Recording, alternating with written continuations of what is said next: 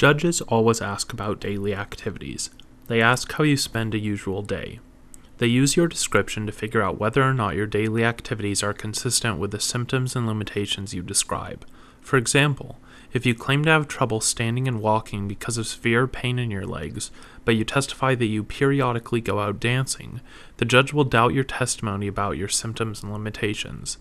The judge's questioning about your daily activities provides you with a golden opportunity to help your case by giving a lot of details.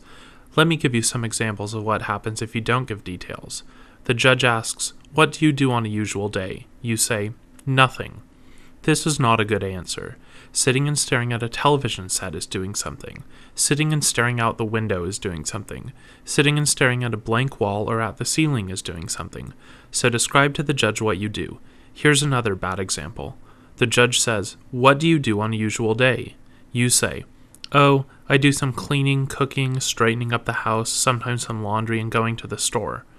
This is a truthful answer since this person does all of these tasks, but it does not help his case. He has left out the important details. He failed to mention that he cleans for only a few minutes at a time. He cooks only simple meals because he cannot stand in the kitchen long enough to do anything more elaborate. He has help doing the laundry, and he always takes his 15-year-old son to the store to carry the groceries. He also failed to mention that he sits in his recliner several times during the day to relieve the pain in his back. In other words, the brief description of the tasks that he did during the day does not support his testimony about disability. However, the details about how he goes about doing these tasks do help his case. To help the judge live your day with you, run through it hour by hour. Emphasize those activities you do differently now because of your health problems. If you think about it, you will probably be able to come up with a long list of activities you do differently now than you did before you became disabled.